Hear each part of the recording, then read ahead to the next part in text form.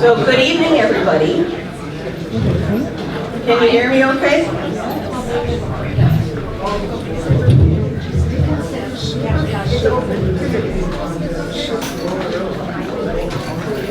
Thank you all for coming tonight. My name is Nancy Kowalski, and I'm a member of Duluth Indivisible. The National Indivisible Organization was started in 2017 with the goal of protecting and strengthening our democracy. Then in February of 2025, the local chapter of Duluth Indivisible was formed. We believe in a multiracial, fully participatory democracy where the blessings of liberty, justice, and the pursuit of happiness are available to all of us. Every single one of us. No exception.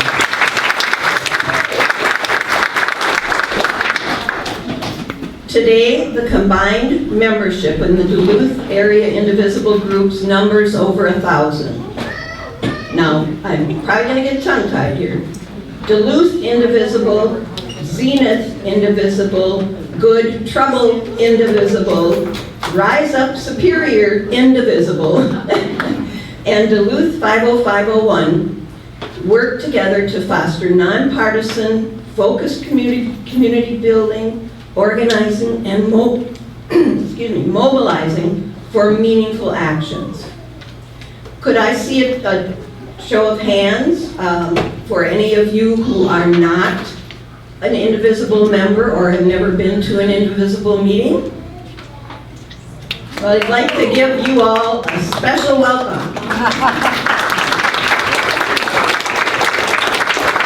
And I hope that you'll consider joining us in the future. There is an information card amongst all of the different information on your tables about Duluth Indivisible if you care to take a look. And we want to be sure that everyone has signed in and left your contact information as well at the front desk. If you didn't do that on your way in, please stop on your way out.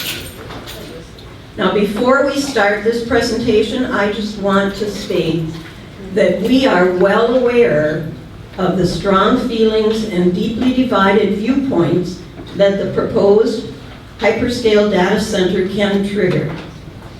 In this venue tonight, we expect everyone will act and speak in a courteous and respectful manner.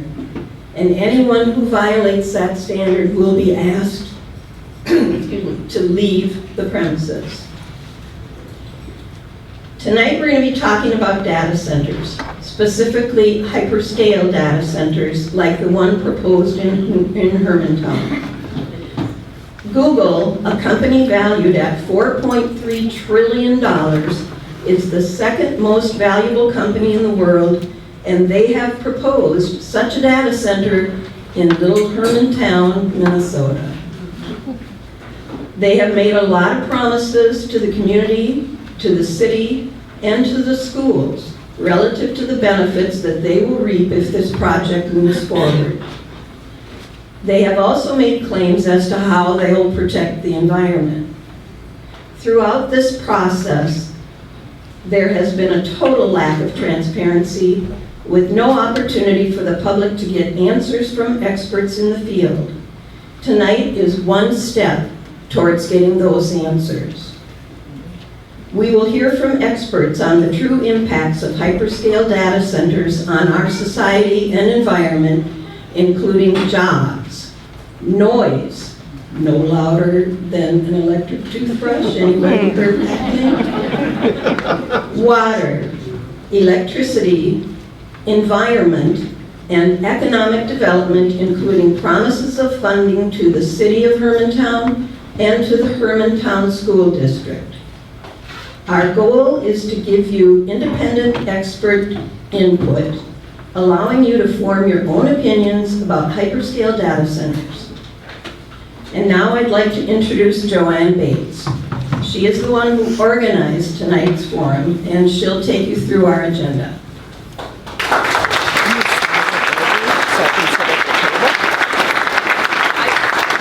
It was when you leaned back. Thrilled with the turnout. You guys came, showed up, you wanted to hear more. I hear you. I am also a member of Duluth Indivisible.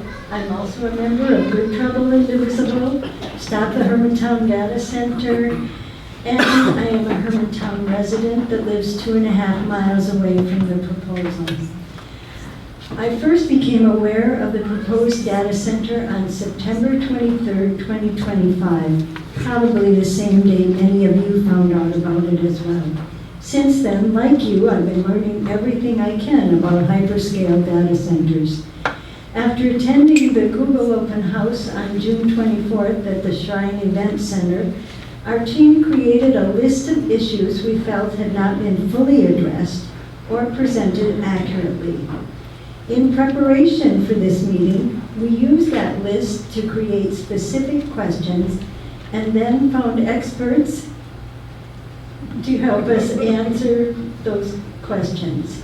So these questions are the first part of our presentation. The second part of our program will consist of questions submitted online before tonight. Time permitting, we will then open the floor to questions. We will wrap up by presenting you all with a personal challenge. I am pleased to introduce our panel of experts. We are fortunate that they have agreed to join us tonight to share their knowledge. Cindy Olson has served as the Finance, Funding, and Management Specialist from 2004 to 2012, and from 2012 and 2025 as the Executive Director of the Arrowhead Computing Consortium, a consortium of public school districts. Her focus was Minnesota public school finance, including state reporting, budget analysis, and audit assistance. Here on our remote is Prescott Balich, spent his career developing software in the financial industry, finishing his career at U.S. Bank after successfully resisting a data center proposal in his hometown of Caledonia, Wisconsin. He has been helping communities across the upper Midwest to understand both the risks and rewards of such proposals. His goal is to help communities make fully informed decisions. J.T. Haynes, wave your hand so we can know who you are, is the Northeastern Minnesota Director for the Environmental Advocacy Group, abbreviated MCEA. He is an attorney, previously served as a public sector union representative in Duluth. On the far end of the table is Hudson Kinson, the legal director at Cure Minnesota. It was formerly known as Clean Up the River Environment. He has worked in the Midwest and Washington, D.C. on litigation and policy related to climate change, water pollution, public health, pesticide regulation, public records, government transparency, and the impacts of mining. And then, next to Cindy here is Rebecca Gilbertson, Associate Professor of Psychology at the University of Minnesota Duluth. She completed her PhD in experimental psychology at the University of Kentucky and postdoctoral training in cognitive neuroscience at the University of Florida. She teaches, conducts research, and speaks about the interaction between the brain and behavior. Her work includes impacts of noise on health. And last but definitely not least, our moderator, David Schneider. He is a computational scientist with extensive experience in industry, government, and academia. He worked at IBM, the Center for Supercomputing Research and Development at the University of Illinois, the Theory Center, now the Center for Advanced Computing, at Cornell University, and the U.S. Department of Agriculture and the University of Saskatchewan School of Environment and Sustainability, where he is Professor Emeritus. He uses AI tools extensively as a consultant. So David, here's our first question, and then I'll hand it off to you. What can be done to help elected officials and ordinary citizens make informed decisions about whether to support proposals to develop hyperscale data centers.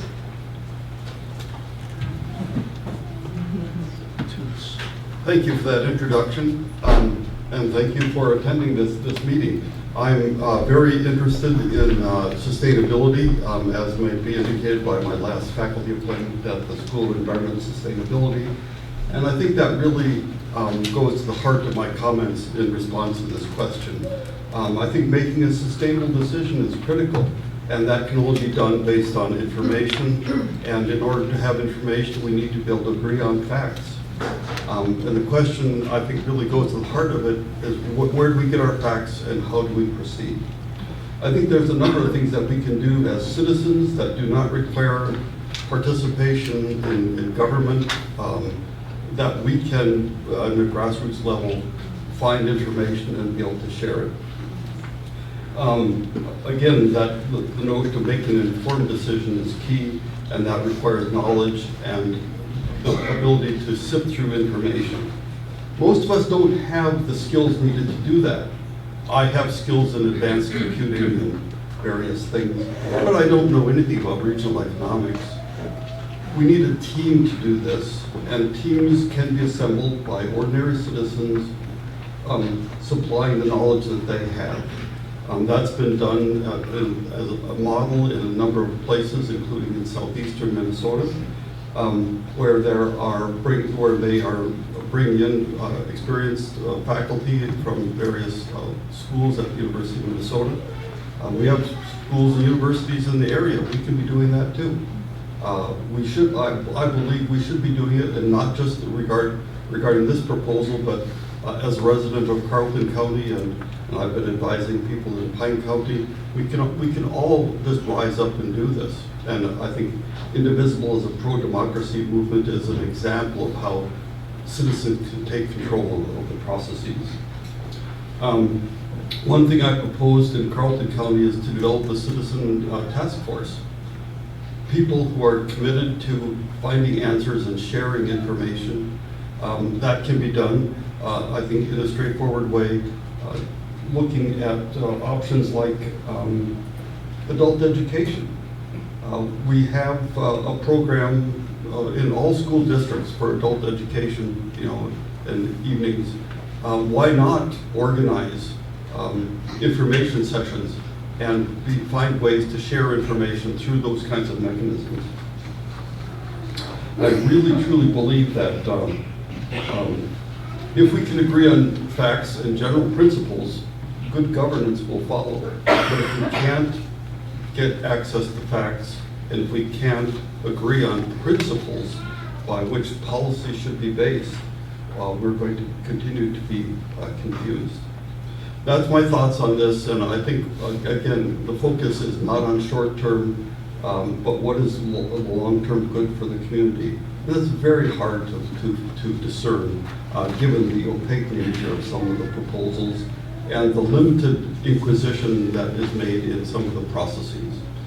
So I think elected officials listen when there's people in the room, making their voices known and their presence felt. Let's keep doing that, and I think we can make progress as a group rather than as individuals shouting into the night. we can band together and act in a professional way, not reacting, but being proactive by seeking information. That's what I have to say about that question. I hope that answers those questions related to what is the basis for what we're doing here. And now I'd like to turn to asking questions of the panelists, starting with Cindy. Google stated that the hyperscale data center would provide $47.2 million to the Hermantown School Foundation and $29 million in new revenue from property taxes to the Hermantown School over the course of an optimistic 28 years. Can you respond to these statements, please? Yeah, absolutely. Before I get started, I just want to say that my part as an expert is very narrow. It's school finance, And my fellow panelists and moderator are the ones who are the real experts here. And it's wonderful that they've agreed to help us on this, so thank you for being here. It's important to get information from independent people who aren't Google or the city, so that we know we're getting some good facts. There are two issues that I want to talk about. The first one is the $47.2 million that they are paying to that they're proposing to pay to the school foundation. The first I heard about this was at May 4th at the city council meeting. At that time, they called it the school betterment payment. I had not seen that proposal before, and I knew that it was not part of any regular school funding formula. So I called the Hermantown superintendent the next day, and I spoke to the city's communications and community engagement director, and here's what I understood after talking to them. Google is proposing a payment of $850,000 starting in 2030, increasing that by $50,000 every year until 2058. The payment does depend on Google meeting all of their build-out standards. It will be paid into a foundation, and that school foundation will be tasked with developing the protocol on how that money is spent. It is likely that it will be earmarked for capital projects, but at this time, the district isn't willing to make that commitment. The money cannot be used as collateral for future principal and interest payments. That means if the decision is to build an elementary school district, the district would need to go out for a voter-approved building referendum. Eventually, the money would be paid out of the foundation and back into the school, and if it was designated for the debt service fund, there would be debt service excess that would eventually be returned to taxpayers. I know you guys don't know a lot about school finance, so if you want to know more, I can kind of explain that, so I want to get into details, but it'll take a few years for that to come back to the taxpayers if that's how it's handled at the school district. Building an elementary school today for 700 students would run about $45 million. If you invested all of their payments at 3.5% to 4%, it would take until 2052 or 2053 to accumulate enough money to build a school, a $45 million school. But by then, it's not going to be $45 million, it's going to be a lot more than that. If the foundation is set up to use the funds for general operating or educational purposes, it comes to about 2.21% to 2.67% of current revenue that they receive, which doesn't cover inflation. Staff wages, cost increases, fuel increases, food increases, we all know that those are way over 2.5%. And the state formula doesn't adequately cover inflation either. So to say that that money can be used for new programs, class size reductions, more athletic spending, or more technology upgrades is a little bit shaky. But it is money that they are promising. Where I have a huge problem, or the real problem, is that they have been saying that the school district will receive $29 million in new revenue because of what they are paying in property taxes. This is absolutely, unequivocally untrue. I spoke publicly, I attended the May 4th City Council meeting because Joe asked me to. I had no intention of speaking, and at that meeting, they had a Google representative talking about all of the wonderful things Google was going to do, and one of the things they talked about was this $29 million worth of new revenue for the property taxes. And I knew at that time I had to speak up and set the record straight. So, no matter how much property values increase in a school district, the revenue that they receive from property taxes doesn't increase. You could see your property values double, and the school district wouldn't receive an extra penny of revenue. Levy revenue is set based on state statutes. It takes student counts, it takes the population of the district, it takes the population of residents under 5 years of age. It talks about the students who live in the district and the students who are served in the district, and it multiplies that by formula allowances that are set in statute. That levy is now 39 pages in calculation. It is done by the Department of Education, and the school works on it every fall. It is calculated, so right now, they calculated, so this fall they'll calculate the revenue. It'll be collected from taxpayers in the next calendar year, and it's recognized as revenue in the next school districts next year, so it takes a while to get there. What concerns me about all of this information is that Google was present at the May 4th meeting where they stated that they were going to do this revenue, and they were there when I corrected it. I think it's John Geisler, a city councilor, asked after the public comment meeting, when the city council meeting began again, he asked if what I said was true. And the communications and community engagement director said, yes, what she said is true. Google was there. They heard that what I said was true. And it makes me, I guess it makes me a little frustrated when 51 days after that meeting, they are still printing out and handing out documentation that is not correct. That misinformation was also published in the Hermantown Star. So let me be as clear as I possibly can. Districts do not get revenue. Districts do get revenue from the taxes you pay in for your property taxes, but they don't get extra revenue if you pay in more. It is set at the state, and then they just determine how much is collected from local taxpayers and how much comes from the state. It may change, the larger tax base will change how the taxes are allocated. So as an individual homeowner, you may pay 1 or 2% less because Google is paying more, but the district isn't going to see any extra money. The problem with that is that when the school district gets to a point where state funding isn't keeping up with things, and they have to go out for a voter approved referendum, you, as taxpayers in Hermantown, are going to say, you just got $29 million from Google, why do you need more? And that's not going to be true. And so I guess one of the things I would just ask is that I think it's important for the city council to confirm that this is exactly what is happening, and it's important for Google to correct the misinformation that they have been putting out on their publications and in the Hermantown Star.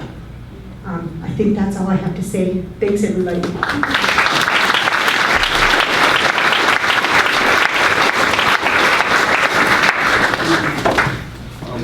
Thank you for those comments. I'd just like to make one general comment about the notion of a 28-year lifetime for the facility. As a general rule of thumb, since the 1970s, typically computing power changes very rapidly, oftentimes doubling every 18 months. 28 years then corresponds to on the order of 20 generations of computing, of new computing technology. If you think back 20 generations of the ancestors of the people here, could they have foreseen what we are experiencing now? No. And I think that's the problem with extrapolating so far into the future, that we really can't predict whether or not that facility would even be used in 10 or 15 years, much less 28. With that in mind, let's move on to the next question to Prescott Balch. Prescott, at the Google Town Hall on June 24th, Google estimated that the proposed hyperscale data center would create 1,500 to 2,000 construction jobs during the 8 to 10 year build out. The proposed center consists of 4 buildings. One fact sheet they handed out states that the full build out would be at least 100 full-time employees with 40 direct jobs for the first building and 30 for each additional building. These positions are expected to pay approximately $75,000 per full-time role. Our understanding of the plan is that the initial build-out plus 3 additional buildings is so that the totality really is 130 full-time positions. In addition to Google employees, they state that there will be a significant number of indirect jobs created in the community.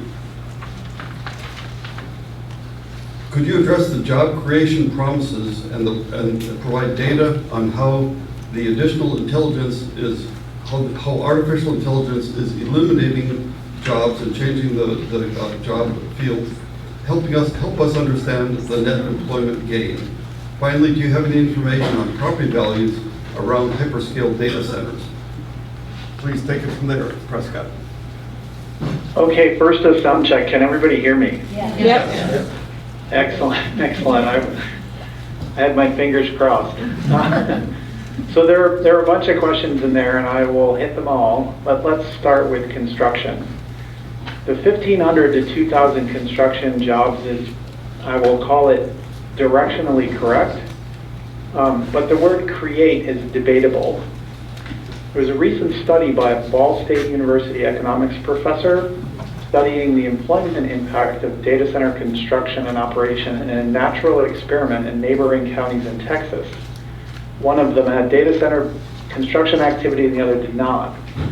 The conclusion from that study was rather startling, at least to me, and that there was no increase in either construction or technology employment in general in the county with the data center work, which translates to the jobs were just relocating. They were not being created. The bright side of that is that your specific community will get some benefit for that construction period, which could be quite long at 8 to 10 years. The greater metropolitan area, though, is likely not to see too much overall impact. And in fact, there's a negative side to that impact, which is one, if it's just shifting labor around, you can create some supply and demand problems, which will push up price. So it might be difficult to find an electrician during that time period, for example, and the price of local electricians might be a little bit higher, or the availability might be a little bit lower.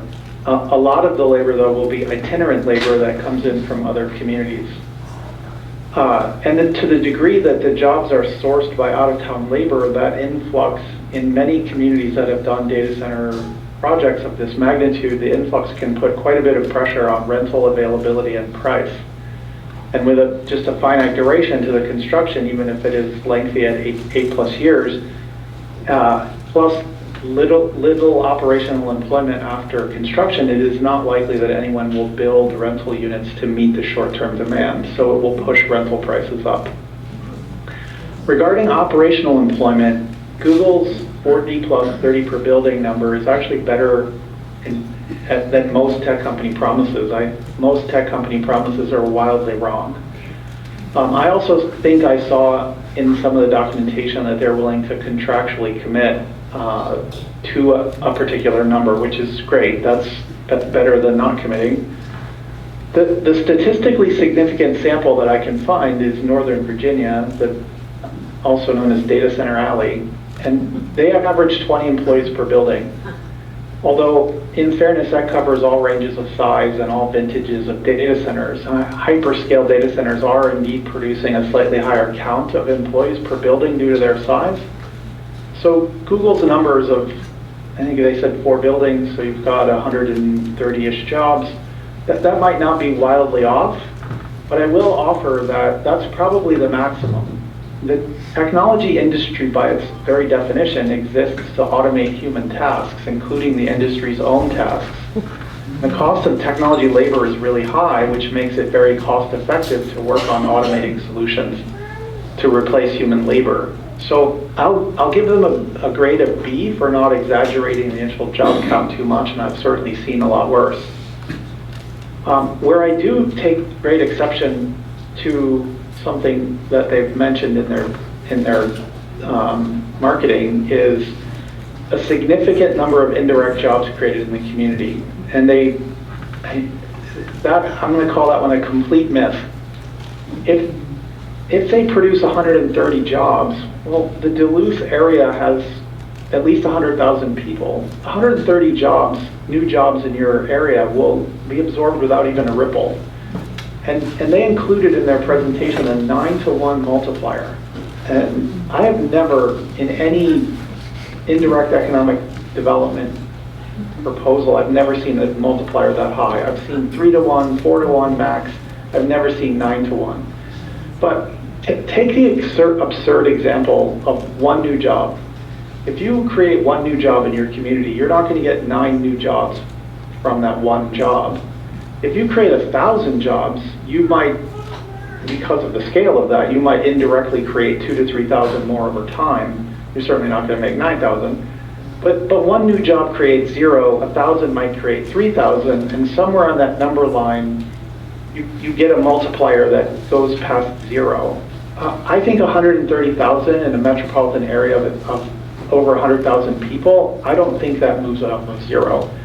You don't need new grocery stores. You're not going to probably need much new housing at all. You're not going to have a lot of shops. Data centers don't attract supply chain businesses. There's just, data centers are uniquely bad at indirect economic development. They are a wonderful revenue stream for some period of time, I'll give them that. But in terms of indirect economic development, I've not seen communities across the country that show build a data center and other things follow. So I'm going to give them an F for the indirect economic development claim. So the next question in your list was, can you address job creation promise and provide data on how AI is eliminating jobs to try to understand net employment gain? I'm going to offer up an unpopular opinion here. No, I don't know, maybe it's popular. Nobody knows. Artificial intelligence is a really new technology. There's a lot of buzz to it, and there are a lot of wild claims to it, and I don't think anybody knows the answer to this question. But I think that maybe the unpopular part of the claim is, I'm going to discourage you as a community from even pursuing this critique with your local officials. First of all, you can't stuff the technology genie back in the bottle. And like any technology, it can be used for good or for bad. And plus, if they don't build a data center in your community, they'll build it someplace else, and the technology will affect you just the same. But maybe most importantly, as much as maybe you don't feel like being fair to your local elected officials at times, it is really unfair to lay the heavy burden of the existential threat to employment at their feet. They are in the local government arena to worry about zoning and financial management and vision of your town and so on. I think it's sort of above their pay grade, maybe, to use a trite old phrase, of trying to deal with the existential problems of will AI eliminate humanity, for example, if you want to go to the extreme. So we did this in our community, and we discouraged people from going down this path. I think it's a perfectly legitimate issue that needs a lot of attention. It just probably needs a lot of attention at a different government body than your local officials. Lastly, you asked about property values around hyperscale data centers. And what I'll say here is that it's the construction that's more the problem than the permanent use of the property. Construction of a hyperscale data center it's easy to categorize that as a heavy industrial activity. And it's going to last 8 to 10 years. You'll have trucks in and out all day, you'll have noise, you'll have dust. And the experience in towns in Wisconsin with active projects has not been good at all. The most creative protection I've seen proposed was in Michigan, where a developer offered to buy out everyone in a 1 mile radius at market price, and it offered to reimburse for any property value lost while the construction was underway. Ultimately, that proposal fell through, but that was one of the developer's last-ditch efforts to keep the deal alive. And any community that is contemplating doing this would be well advised to think of this risk. If you think about the reasons you might sell a home, you could have any number of family issues, and you could have a change of employment that moves you out of town. You could have financial problems that cause you to have to sell and move someplace else. If that happens in that 8-year time period, and somebody comes to look at your house and all they hear is trucks in and out all day and dust and so on, I think it's reasonable, and any realtor would probably tell you that that's probably not the best time period to sell your house. So I think there's much more of a burden here during that construction period than there is post-construction, and anyone in any of the towns in Wisconsin that have active projects will confirm this if you ask them. And I think that covers all your questions, so I'll turn it back to you.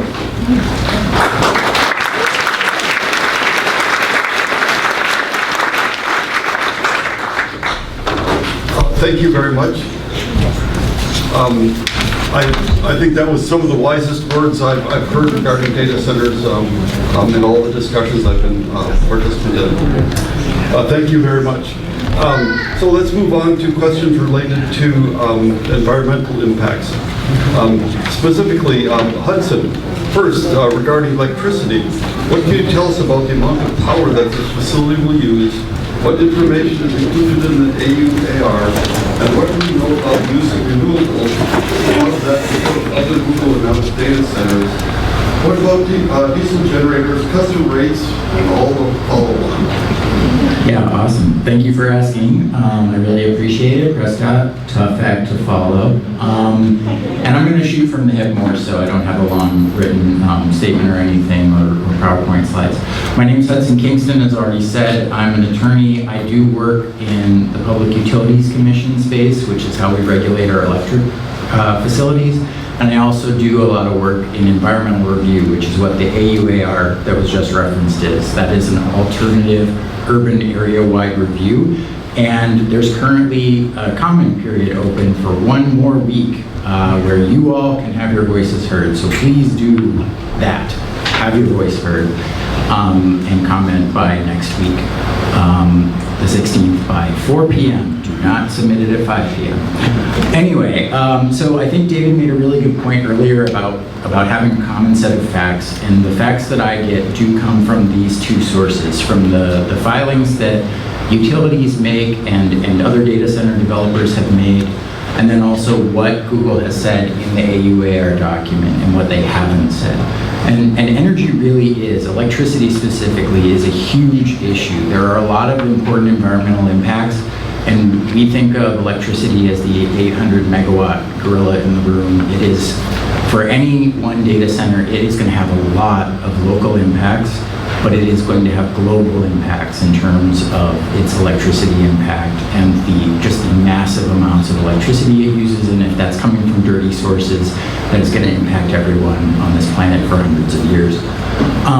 So all of that is by way of saying it is hard to know how much energy this facility is going to use. In other filings, we had Amazon much more honestly admit that one of the data centers they wanted to build was going to be 600 megawatts. That is massive. In another docket, the lawyer who represents all of the large industrial customers, all of the mines, all of the paper mills, the pipeline companies that operate up here in Minnesota Power Territory, they ballparked that one of these facilities is going to use the same amount of electricity as all of those facilities, every mine, every paper mill, everyone that is served by Minnesota Power. So that is a large amount of electricity. A lot of people try to talk about it in terms of like the size of Philadelphia, but I personally find it very hard to think of Philadelphia as a unit of electricity. Normally people talk about it in terms of number of megawatts. And like I'm saying, a mine is going to use, just making up a number that's pretty accurate, like 80 megawatts. And a data center is going to use like 600 megawatts. In the AUAR that we all should comment on in 1 week from today, they don't say. They literally don't say the thing that you would need to know how big this thing is. They instead say how many megawatt, well actually they say kilowatt hours, which is a unit of electricity over time, because it's, kilowatt hour. So basically that could describe something that uses a lot of electricity continuously, or a huge amount of electricity, but up and down. You know what I mean? So like so for example, the Boswell coal plant produces 922 megawatts of electricity when it's running full tilt, but it doesn't run full tilt all the time. It'll ramp down and ramp up based on what you need.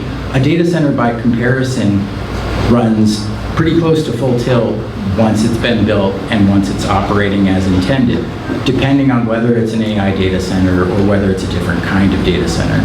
So I do think it's important to know what kind it is, because then you understand better how much electricity it actually will use. But I think we can say that this thing is going to use a huge amount of electricity, and somewhere in the ballpark of the same amount of electricity as the Boswell coal plant can put out. So like it's one very big coal plant's worth of electricity, and it might be a different capacity factor. It might run at 100% more, which means that it uses fewer megawatts, but more of them all the time. Sorry, it's just, there's a lot of different terms and I'm trying to explain them in a way that makes sense to me. So the announcement, they do not say how many megawatts this facility will use. Apparently they are able to think in terms of megawatts because they say it comes with 700 megawatts of clean energy. This, in my opinion, is false because it's 300 megawatts of wind and 400 megawatts of batteries. And I love batteries, trust me. I got a battery in my garage, my car has a battery. Everything in my life is batteries right now. I got one in my backpack, too many batteries. But batteries are not clean energy, right? Because a battery paired with a coal plant is going to run on coal power. A battery paired with a gas plant is going to run on gas. So it's all in how you use it. Batteries are necessary for the clean energy revolution, but they are not sufficient. And Minnesota Power currently has plans to not only replace its coal plants with gas plants, it has plans to build new gas plants if a bunch of new demand comes from some project. And I'm not a conspiracy theorist, but it seems like Minnesota Power knew about this project back in 2024. So it is very concerning to me that for this particular data center, there's a proposal to build only 300 megawatts of wind. That is a huge amount of wind in any other discussion. In this discussion, it's chump change because other Google data centers are producing 4 times, 7 times that amount of clean energy. There's a facility in Pine Island, Minnesota. They've announced more than a gigawatt of clean energy. There's a facility proposed in Michigan. They've announced more than 2 gigawatts of clean energy. That's so much more than is proposed here. And I guess that makes me think that either Google thinks that people of northern Minnesota are not worth it, that we're somehow not as good as those other communities, or that there is something going on here about building out gas plants instead of clean energy, and that their proposal is just not as good here. They certainly have the money to do it in other contexts.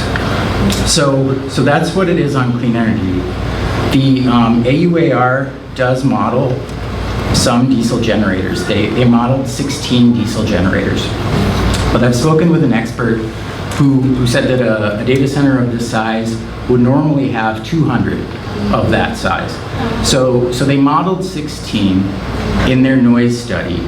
I have no reason to believe that that's accurate, but we don't know because we would have to know how else the data center is getting its electricity, whether it's going to have a whole bunch of batteries behind the meter at this facility, or whether they're going to have the ability to not run it at 100% all the time. Maybe with this very small, compared to any other data center set of diesel generators, they'll just turn it off when the power gets too expensive. That's not how any other data center in the world works, but maybe that's how this one will work.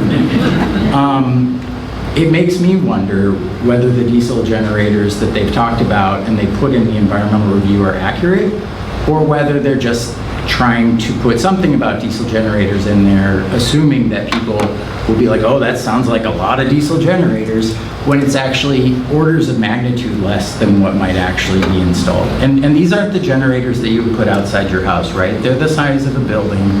They produce 2.5 megawatts. So 16 of them is big. It produces 44 megawatts. That is big. But again, the Amazon proposal that I knew about from late 2024 was to build 600 megawatts of diesel generators. And they didn't want to get a permit for that. They were applying to not have to get any permit because they're like, it's just for a data center, who cares? We cared enough to make sure that they had to get that permit, and they canceled their plans for that data center. And that's probably why we don't know on the record in public how much electricity this data center is going to consume. There's also the issue, and I think both David and I think also maybe Prescott spoke to the issue of we can't predict the future. We don't actually know that this facility is going to run at all or for any reasonable period of time. And the way that we pay for electrical infrastructure is we assume that facilities like this are going to consume the amount of electricity they say they're going to consume, And if they don't, if they shut down, or if they move to a different data center in a different state and they decide they're just gonna mothball that facility, that potentially means that Minnesota Power customers will be on the hook for billions of dollars of utility investments that now need to be spread over everyone else. Because if a data center is supposed to be consuming terawatts and terawatts of electricity, and they just decide to shut that one down and go somewhere else because, you know, the politics are good, or the AI thing didn't work out the way they thought it was going to, then the utility still gets to recover all of the money it's invested in that infrastructure from anybody else who's left over. And we do have a Minnesota law that currently seeks to shelter us regular people from that bill. But it is contingent on the regulators at the Public Utilities Commission planning for these really bad situations where all this stuff gets built out and then Google or whoever doesn't hold up their side of the bargain.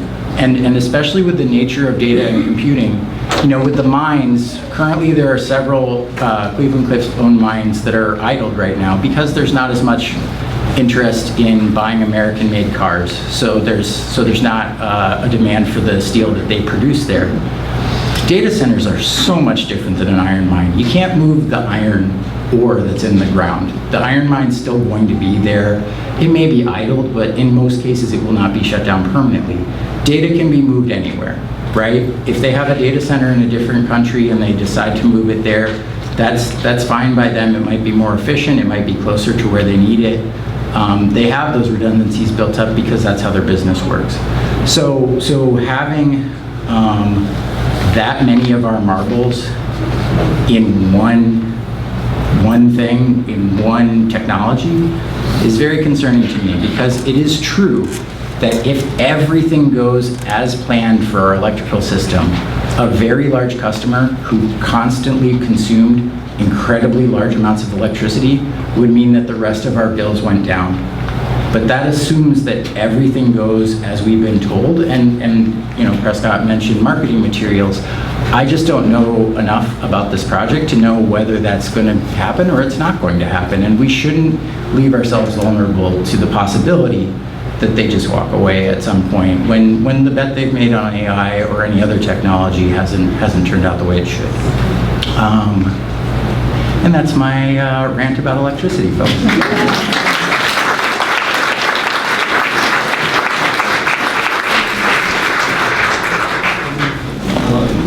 Thank you. I did speak to the elite representatives at the Google data information session, and they confirmed my estimate that steady state that the proposed data center would consume 10 to 50 times as much electricity as the city of Duluth.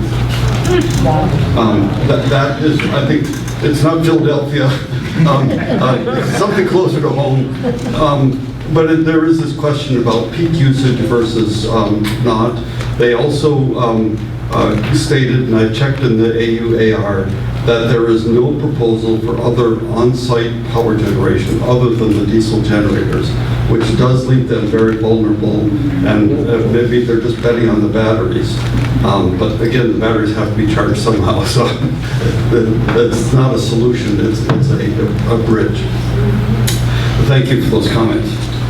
So, moving on to the very important issue of water. We know that there will be environmental impacts across multiple areas, including groundwater, runoff, discharge, and general water consumption. Hudson, what are the main things that you think we should know about groundwater impacts? Thank you. And here I have my other hat on. Clean Up the River Environment cares a lot about rural communities, cares a lot about rural people, and that means we care about your wells, right? We principally work with rural communities where groundwater quality and quantity is extremely important. And what we know from the AUAR is that they're going to mostly scrape off all of the existing soil and replace it with compacted fill. And this will take out several wetlands, one of which appears to be 14 acres of peatland, which is basically coal. It is a thousands of years storage of carbon, which for every acre of peatland we lose, we're doing great damage to the climate. And what happens when you do that? When you cut down 10,000 trees and get rid of some wetlands that happen to be feeding into people's groundwater and feeding into streams that support trout and whatnot? Well, we don't know because they didn't do a well study, but there are several possibilities. There are possibilities that the wells will run dry. 85% of one of these wetlands goes to the east where there are a lot of homes, which I presume have wells. And there's also the possibility that people's basements will just flood, right? They're basically creating an underground wall, and there's an aquifer there, there's well water, and it'll run into that wall. And I'm not a hydrologist, but I do know that when you build things like that, it builds up on one side of the newly created structure. It happens a lot with oil pipelines. Line 3 has created a lot of hydrological problems by blocking water that used to go across wetlands.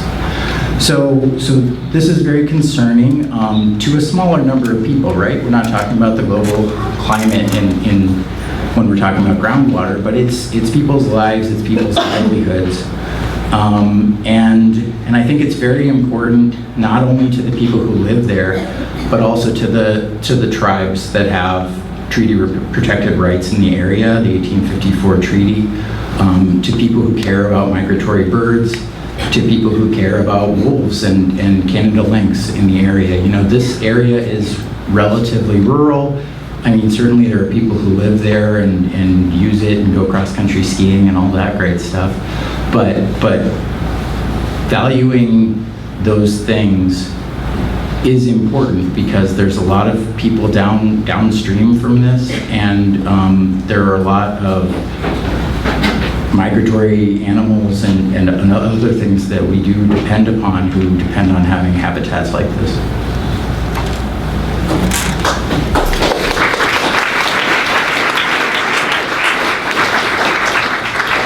Thank you very much for those comments.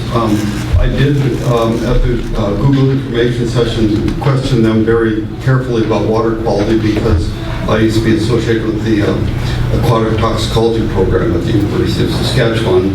And there is nothing in the AUAR that talks about toxins that might be released. They did admit that they add chemicals to the cooling fluid that's used in the water that's used in the closed loop system, but they did not disclose what they were and how the water would be treated when those systems were flushed. That wasn't required by the AUAR, and so they didn't do it. That's again a reason to think that the EIS would be better protection for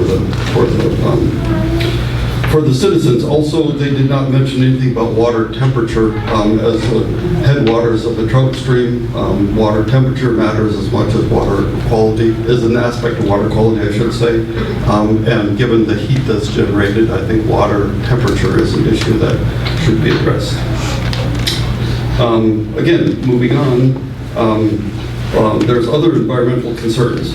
JT, on the issue of water consumption, what do we know about the facility and would require cooling technologies? And again, we'll get a two-part question. This is your first.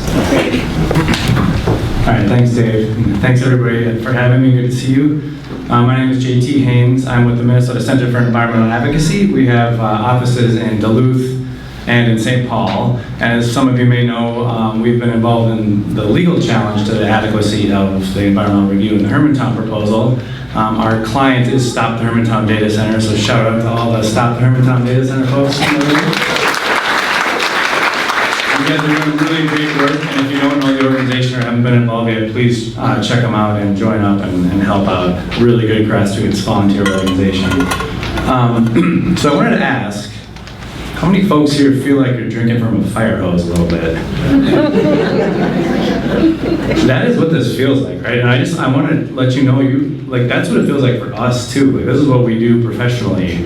And 18 months ago, we were working on agriculture and mining, and we're working on clean energy and trying to clean up the grid here in the Minnesota Power Service area. That was just a year and a half ago, and now about half of our staff of 30 are cranking on these data center proposals, trying to understand what in the world is going on, and work with you all to get the information that we need. As Dave and others have mentioned, there's a lot of different impacts described and sometimes not described in this AOAR.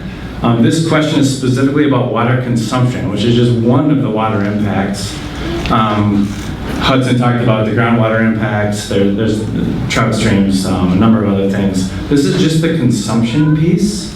So I'm going to tell you a little bit about what I've learned about the water, the cooling technology, and some of y'all have probably learned as much or more than I have about this issue already, but what I've been understanding so far is, up till now, the data centers we have in Minnesota for things like internet and streaming that have been sufficient till this point. I think the largest one in Minnesota might be like 10 megawatts peak draw or something. They're not very big, 5 to 10 megawatts peak draw. The peak draw we're estimating here, and by the way, I can say this because I don't know the answer. Like you, it's not in the AOAR. They haven't actually. Google knows the answer, and Minnesota Power knows the answer, and it's in some dockets and it's redacted. But we, the public, don't actually know the peak draw. Hudson spoke about this very well.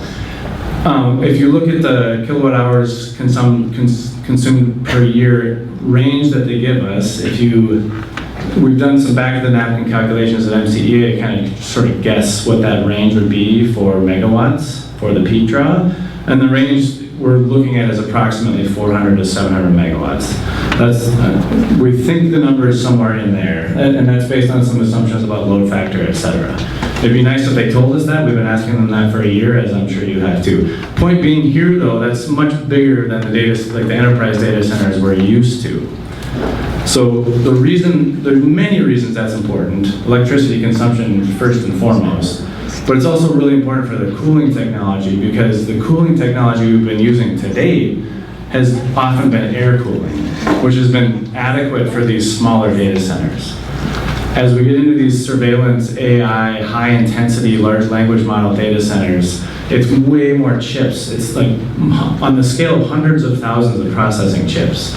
And these chips run at like an average of like 188 degrees Fahrenheit. And then if they push up into the 208 degrees Fahrenheit range, then the efficiency really drops and they don't work as well. So like the cooling has to keep them down. But when you talk about a facility of this size, the old tech isn't working as well. It's not scaling for centers that are this size. And it's not as efficient either. So sometimes the energy consumption for a data center can be like 40% just for the chilling technology. So air cooling is one existing technology where you cool it with air, obviously. That takes a lot of energy and it involves fans and noise and exhausts the heat into the air. The cooling technologies they're talking about in the AOAR, and by the way, I have to pause here because this is another gap. They're not even clear about this. They say the project proposer is considering two types of cooling technology, a closed loop or air-cooled system. So a closed loop system is exactly what it sounds like. It's liquid, and actually Dave mentioned this too, it's a closed circuit liquid that goes through the processors and cools them that way. But the challenge there is that that liquid then needs to itself be cooled. And the AOAR, as far as I can tell, is not clear as to how they would propose to cool the liquid that's in the closed loop system. So that's, you're hearing a theme of gaps in information tonight. There's definitely a big gap in information in terms of the closed loop system. In terms of how much water they propose to use, now this is interesting, and you've heard folks, we talk about marketing, you've heard folks talk in public about how this would use relatively less water than a lot of other things, right? And you've heard the 50,000 gallons per day and how that's maybe akin to a large car wash or something. Doesn't that sound non-threatening? That's just for the domestic uses like the kitchen and toilet and stuff. And it is the case that the idea and one of the purposes of a closed loop system is that it uses less water. And maybe even the intent is to use, consume, what's the exact phrase they use? a near zero water consumption. That may be the actual intent.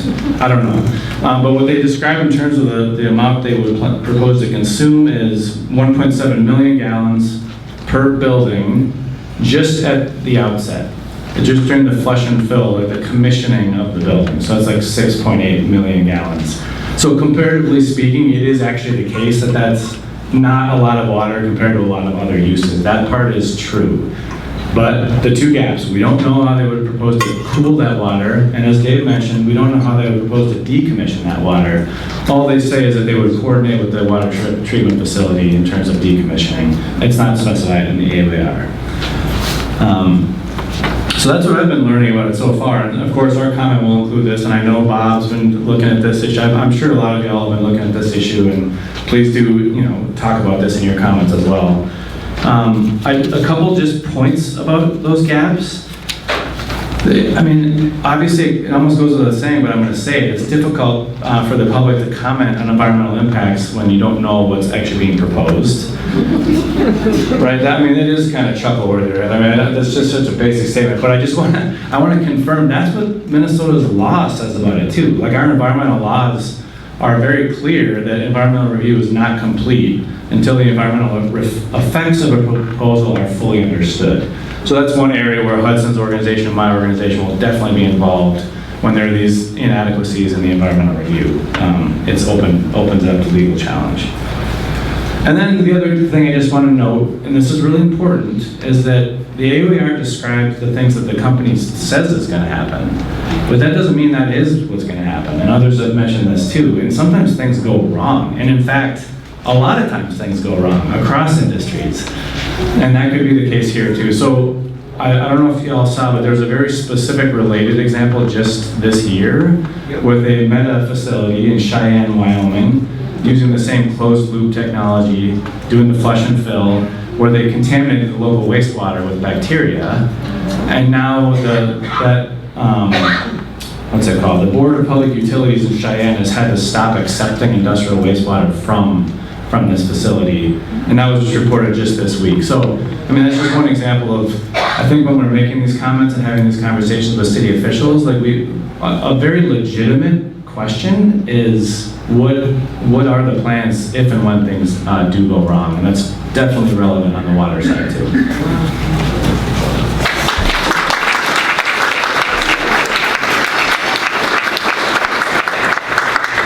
Thank you.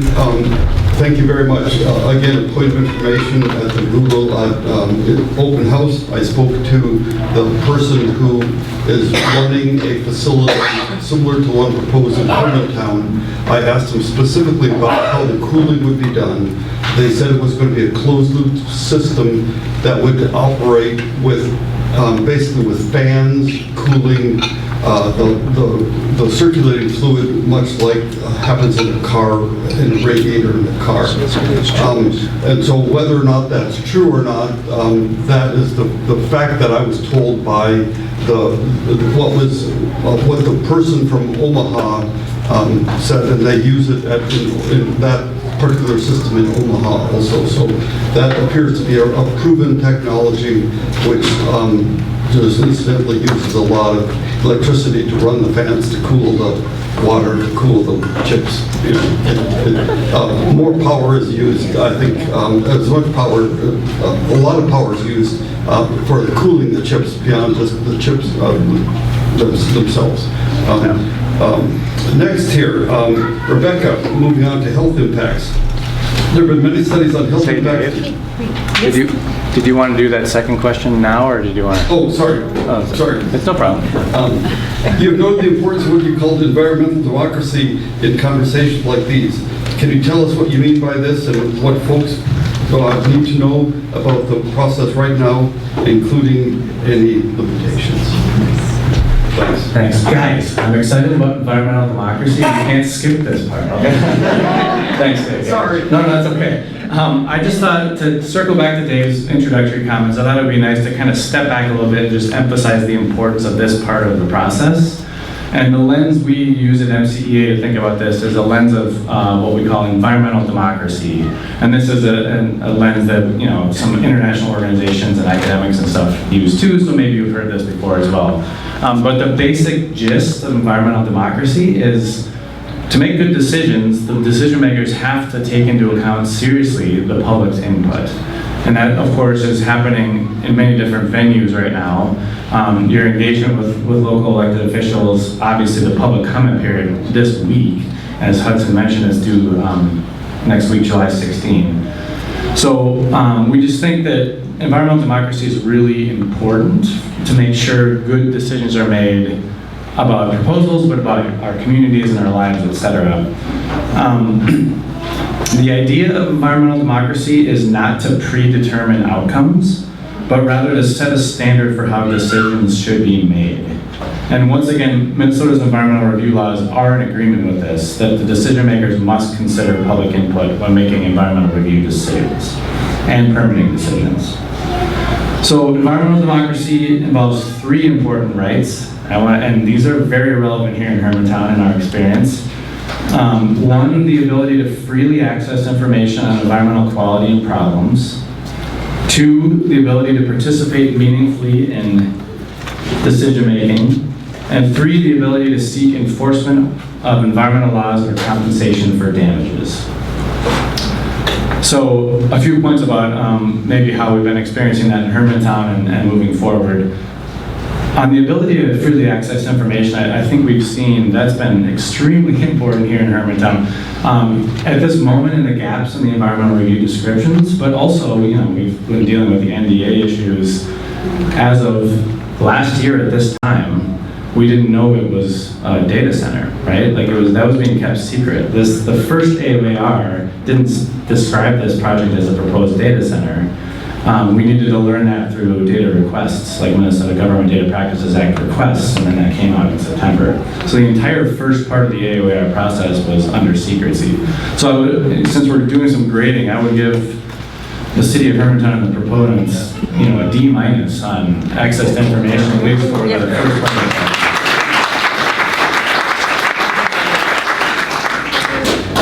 So on the ability to participate meaningfully, the World Resources Institute says that that's kind of 2 things. When the public is given ample notice along with the necessary information, basically good decisions can be made. On the other hand, public consultations that serve only to inform a decision that has already been made undermines the public trust, reduce legitimacy, and stifle the flow of important information.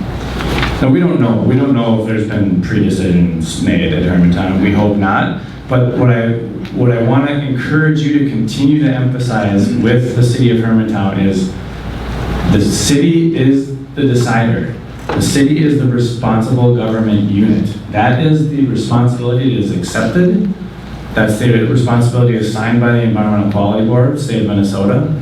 That means we're not passengers on the bus. The city is driving the bus. So we get to make a decision. We get to make a decision both about whether the review documents are adequate and then also whether this should be permitted. That sounds basic, right? It sounds like, but I feel like there's a risk of kind of losing sight of the important role that the city plays here because there's consultants, there's Kimley Horn and Braun Intertech, and there's Minnesota Power, and then of course there's Google and Harmony Group, and they're involved in the process to a very significant degree, but it's the city councilors who need to make the decision. So, not telling you something you don't know, but I would encourage you when you're making your comments and your calls to just keep that really firmly in mind. This is your decision to make. And then finally on the ability to seek recourse, enforce laws, seek damages if something goes wrong. I mentioned this before with the Cheyenne, Wyoming example. I think questions to the city about, what is the plan if things go wrong? If the bottom falls out of the AI industry, if the company leaves, if there's a leak, whatever it might be, is there a significant bond in place or something that's going to pay for the infrastructure, the decommissioning, et cetera?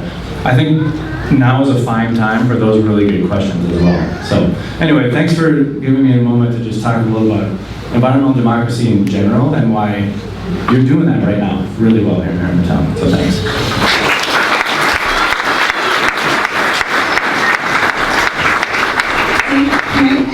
interrupt a little bit while Rebecca gets her computer set up here. You guys all have evaluations in front of you, and we would really appreciate that if you would fill that out before you leave, and there's a box to put them in. There's also a little scrap of paper at each seat, and that is the UAAUR comment address. And we want everybody to take that home, and tonight, after you've listened to all of us and you've decided you have more questions or you have concerns, please submit it. We want to flood them with our concerns because they have to know where we stand on things. So thank you, everybody. We'll let you go. So I'm very excited about Rebecca's presentation. I've been watching 3 specials on PBS about how the brain works, and I've just been mystified. I wonder how any of us get through a day. So, Rebecca, you're on the hot seat now. There have been many studies on health impacts of people from environmental issues and ambient noise. Ambient noise is defined as the total background sound present in any environment, the collective hum of everything happening around you. Every environment has ambient noise. Google stated that the proposed hyperscale data center would be no louder than what the neighborhood currently experiences. Can you tell us can you talk about what your study and research has linked to environmental issues related to physical and mental health of living things? Thank you. Good afternoon, everyone. Can everybody hear way in the back? Yeah? That's fantastic. Usually when I speak to groups of individuals, I like to give a little bit about my professional background because this is a little bit odd, right? Like, we've discussed some environmental effects and some other factors, and talking about people and how people are affected by a proposed project like this one is a little bit different. But today I asked Joanne if I could join the panel because I did not want the human, we're all human, the human impact to be overlooked, okay? And so we're approaching that from sort of addressing noise tonight. But as a member who lives very close to the proposed hyperscale data center project, I can tell you that even though that area is being sort of represented as, oh, it's rural, and not many people live there, that's not necessarily the truth. And those immediate affected residents, folks, so I study stress system response professionally. I've done so for the last 20 years. I completed a dissertation on stress system response. So this is autonomic nervous system arousal, right? And its effects that happen if autonomic nervous system arousal happens long term, okay? So chronic stress effects are something that I study professionally, and I'm starting to see some of those effects in the immediate affected residents, which gives you pause. It really gives you pause. So professionally, I'm a career academic. I've spent 20 years doing human laboratory studies. I do use data centers professionally. We found out about the Amazon Web services when there were 2 outages this past year. And all of a sudden, those of us who were, so one of these happened during finals week. That was great. And we couldn't access our grades, folks, because of these outages. So all of a sudden, we were like, yep, AI data centers, yeah, wow, we use them professionally. I am a Hermantown, Minnesota resident. And I was told to be brief. This is a topic, this is an outline of what I'll describe tonight, so I'm gonna do just a tiny bit of backfilling. For folks who like pencil and paper, I would get your pencil and paper ready to go because we're gonna do some drawing. So when I am with students at the university, we draw. I teach biology to psychology students, and my goodness, yes, we draw in class. So we're gonna do a little bit of drawing, having to do with the topic background. Right away, before I lose the stitch, I want to describe the sources that I pulled for this presentation. I have some of those sources at this table. You can also leave me an email address, and I would be happy to follow up with additional sources. Okay, so I know that folks are interested and want to read more, and want to read more. Following, we'll talk about two, what I'll describe as literature bases. So I, as an academic, and you do actually too, have access to a database called PubMed. And I use PubMed on an everyday basis at the university. I did so as well for this presentation. And I'd like to share two literature bases having to do with wind turbine and what we know. And there are what I would describe as definitive studies. So this is not something like, oh, this is a brand new area of work. The wind turbine and then the noise and cardiovascular health, those two literature bases have been in existence for some time, and the studies that I pulled are definitive. And then maybe talk some solutions. Hang with me, we're gonna move a little bit quickly. Time for drawing, audience participation. I'm not kidding you, okay? And if folks aren't, then I'm like, what am I doing, at the table? So here we go. The first thing we need to do is describe the anatomy of a wave. So our topic tonight is noise, okay? Our topic tonight is noise. You can write down noise. Just write the word noise.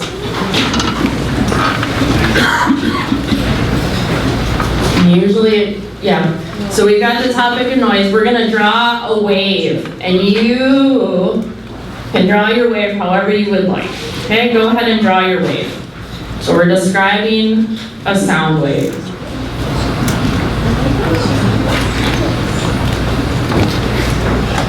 I actually measure the electrical activity of the brain through the scalp. That's really fun in my spare, that's what cognitive neuroscientists do, but we still look at waves. So a wave has an amplitude. It's how high it is.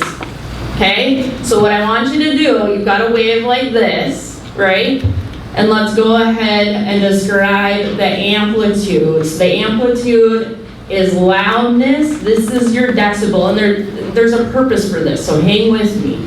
So you've got your wave. You're gonna describe the height of your wave. That's your amplitude. Okay? It's measured in decibels for noise.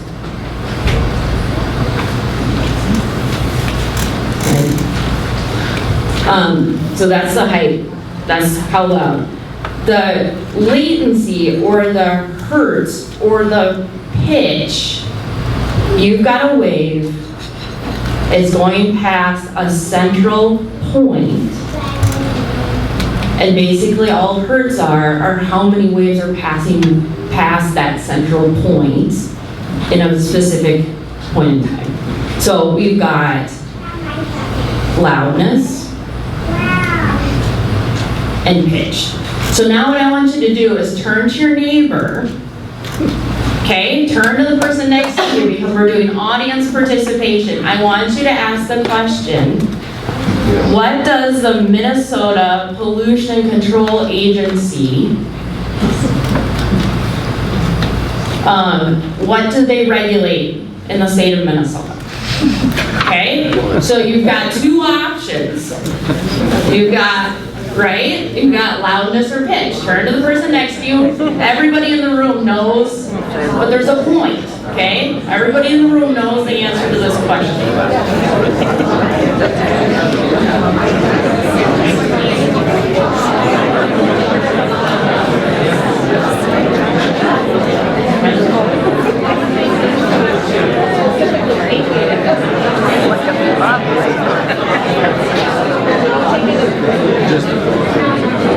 I know my mom was like, I can't even drug. It's different. Okay.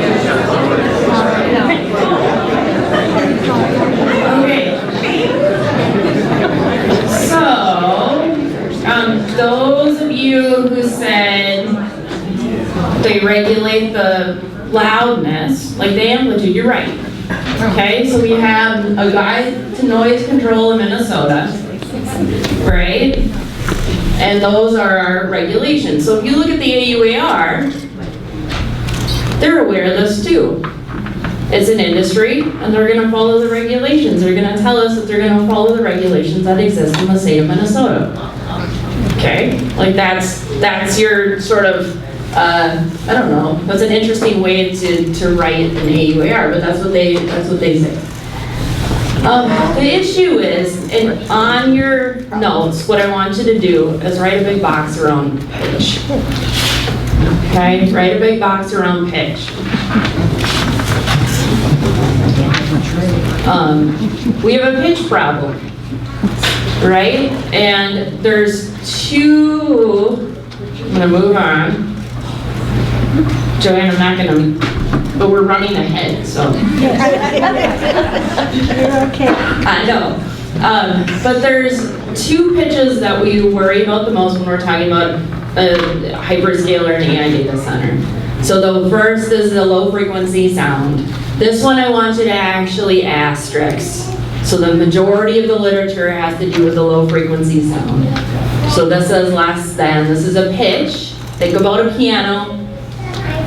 So we're on the lower end of the piano, less than 200 hertz. There also is some literature out there on infrasound that is less than 20 hertz. And these types, we know this, come from construction air traffic wind turbines. Okay, so you have made an asterisk next to low frequency sound. I need to go back and tell a brief story. So Northern Virginia was described earlier, right? We know about Data Center Alley, right? You can write down Data Center Alley. This is in Northern Virginia. I want you to write down the date 2024. Okay, so when I was doing my, looking through for this presentation, in 2024, and I want you to think about the Hermantown timeline. Okay? In 2024, we knew there was a Data Centers in Virginia report to the Governor and General Assembly of Virginia. I encourage you to pull this report. You can go ahead and write this down in your notes. This one is an easy read. It's not that long. It doesn't look like our 1,800-page AUAR. I would encourage you to do that. We knew two things in 2024 that are pertinent to us tonight. The first is that data centers are industrial. They're not business-like manufacturing. We knew it in 2024. There are photos, 9 of them, that exist in the Data Centers in Virginia report to the Governor and General Assembly of Virginia. Okay, we knew that in 2024. The other thing that we knew in 2024 was that residents who were next to data centers were reporting that it was affecting their well-being. So I don't like that term well-being. I'm like, what does that mean? The individuals who wrote the report, so I want to go back to this, were really confused. Because they're looking at, right, like it's not louder than 60 decibels, so they're measuring how loud the sound is. And there's, and they're saying, well, it's fine in terms of how loud it is. And so they brought in somebody who studies acoustics. And I pulled this scholar, so he's a scholar from American University. I pulled this scholar's resume. And that is where Virginia, but then we should have too, because they write about low frequency noise in 2024, basically coming to the conclusion that data centers are incompatible with residential existence, okay? And the reason is it's not because of how loud the noise is, it's the pitch, okay? It's a mechanical pitch. The gentleman, he's great. The gentleman the scientist that they talked to who does acoustic studies, also studied in Cambridge. And so if you pull, I think I might still have his picture up on the, I should have put his picture on here, but he's got like a very English, like with the white bow tie. It was kind of a cute picture. I thought, wow, that's cool. Okay, I have two to three additional. So that's where we start with sort of noise and data centers and low frequency noise. As a scientist who studies the brain, I'm also concerned about something that we describe as mechanism. And mechanism is, if you're in 3rd grade, and I still remember being very interested in how do things work. So you could write down that term mechanism. So what the heck is a mechanism? Mechanisms are how things work. And I study how things work in the brain. So I asked myself the question, and this is a little bit small, but I can follow up. I asked myself the question, so if the pitch is so low, right, and we've got these anecdotal reports from Virginia in 2024, do humans actually register sound below 200 hertz? That was a question I wanted to know, right? And as it turns out, they do. So that's my evidence. Okay, activation of the human auditory cortex. This is an area right above your ears. Okay, we have a cortex, we're human. In relation to loudness and unpleasantness of low frequency and infrasound stimuli. So we know that these sounds are registered in the brain. Insidiously, if I were to ask you, hey, did you just hear that? You might say no. Okay, so they also included in the study that question. Did you actually hear that sound? So my brain is recognizing that sound, but I'm not reporting. I was just told I have to finish up and move faster. So I've got two more things to show folks. Okay, so what this means is that if we were to ask, this is very concerning to me, right? We should be able to report what we hear, and we know that the low frequency and infrasound stimuli and its connection to health have not been studied to the degree that's needed. Okay, so the other thing, sort of looking through literature is we had to go back to how loud it is. So there's two additional, and then I'll wrap up, but there's two additional literatures that I want to make folks aware of. The first is concerning noise pollution, traffic, and cardiovascular health. This work comes from Europe, but effectively, especially if it's interrupting your sleep, there is a real and true effect on cardiovascular health. The mechanism, remember I like how does it work, is through sleep loss and then effect on stress system function, right? That fight or flight. Are you gonna fight your foe or are you gonna run away from it?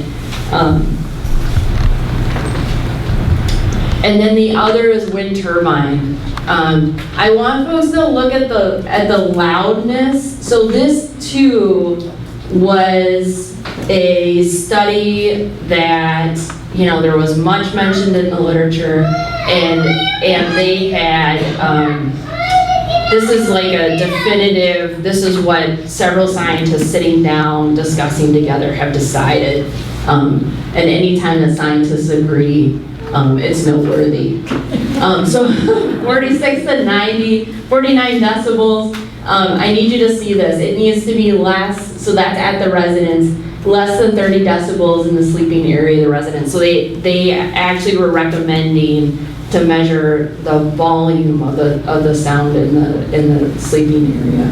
And then they talked about wooden structures and so solutions. Wow. Hearing is connected with cognitive performance, so that has to do with thinking. I'm gonna, I think, leave us with this one thought tonight, and happy to follow up. I had a student for the last couple of years who has studied the effect of nature on cognition. And it was one of those like, hey, we don't really do that in the lab situations. I was that student at one point in time, right? So what I wanted to study, my dissertation advisor was like, we don't really do that in the lab.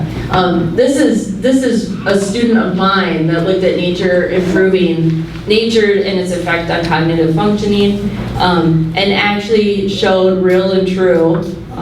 We ran the statistics on this, but real and true effects, even with like 10 to 15 minutes of nature exposure and its effect on cognition.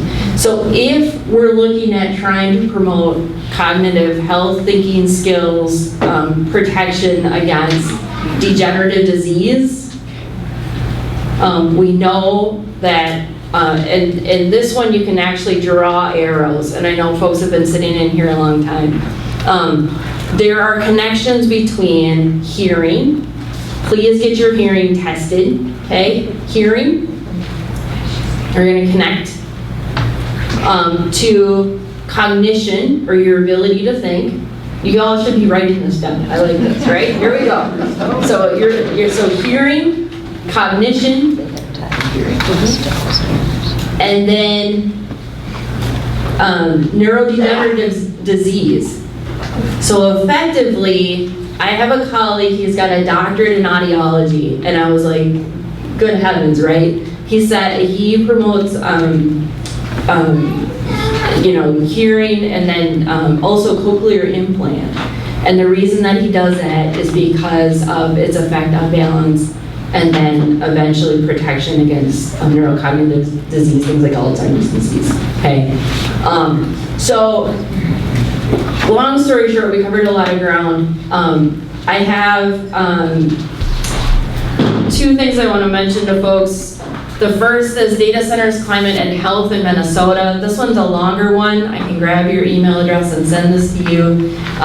This is from the Health Professionals for a Healthy Climate.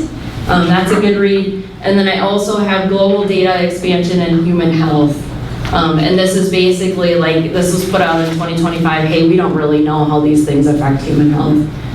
Okay, if you want to go home with that tonight and show this to your next elected representative, this is I read that and I was like, wow, we're not where we need to be, and this is coming fast. So, okay, happy to follow up, thank you. And I'm sorry for going over.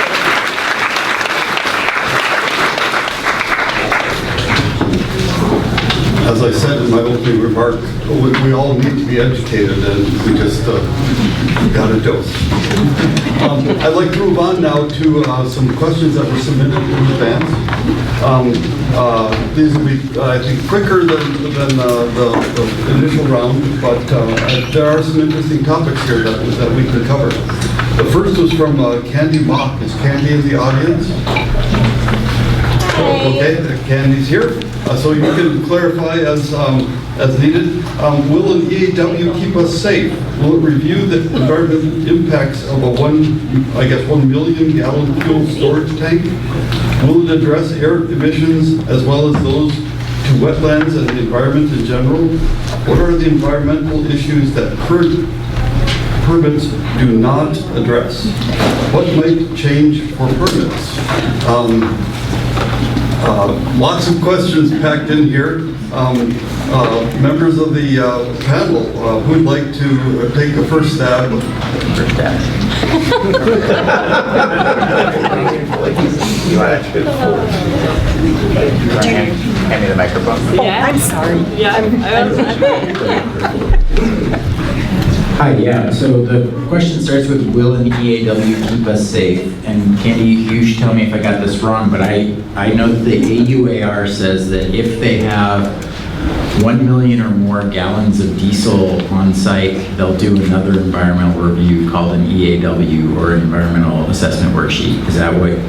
I don't remember reading that, but that's Okay. the next thing that I Yeah. thought we should be doing is an EAW. So an EAW is less than an AUAR. An EAW is a document that you use to decide whether to do a bigger environmental review. So the AUAR in many respects is going to contain the same information as an EAW. An EAW is not going to be much different, but the AUAR does say that there's a trigger for an EAW if we store that much diesel. If we have 1 million gallons of diesel just sitting there in a tank, then sure, we'll do another environmental review about that diesel tank, which is cold comfort, right? Because like, we were already doing this AUAR. They could have talked about how much diesel they're going to store on site in the AUAR. It would make sense to put all of those in the same analysis and also tell us how many diesel generators were actually going to be used. But that information is not in the AUAR. So there is something in the law that says that it is illegal to segment your analysis, to basically break it out into different analyses in order to make it appear to be less of a big project. The transmission line from the substation to the data center is also going to get an EAW that's outside of this AUAR. I believe it was just voted that would be assigned to the city of Hermantown, so they'll be doing an EAW on that. And it is very concerning where you have a company with this much money and this many assets that they couldn't just do an environmental review that covers all these bases. It's not like they don't have the expertise to do it. It's not like they don't have the facts. They just are very unwilling to do it. I would not say that an EAW will keep us safe though, because an EAW is an environmental review docket. It's a truth-telling exercise, just like the AUAR is. And if what is in the document is not true or is deceptive, then it doesn't serve its purpose. It becomes what the courts call a meaningless paperless exercise, or meaningless paper exercise. And that's generally not good. When a judge calls it a meaningless paper exercise, you usually lose. So the benefit of all this environmental review is not that it actually leads to a hard limit on how much pollution it is. It's that you, as members of the public, learn enough about the project to know what you think about it, and you know whether your politicians are supporting you and whether the system is working. That's what environmental review is. It's really a transparency mechanism that levels the playing field between the people who have the information and those of us who don't have the information. Do you have any? I was going to say the exact same thing, so maybe it's just bears repeating, because this took some getting used to for me too, just what is the purpose of environmental review? It's almost a little uncomfortable, like it's just such a squishy process. But I think what Hudson's saying, which is absolutely correct, is it's not prescriptive, it's descriptive. It provides us information. It does not relieve us of the requirement to make a decision once we have that information. So it's fully an information providing process. And whether enough information is provided, that's a matter of, it's subject to legal challenge if it's not adequate.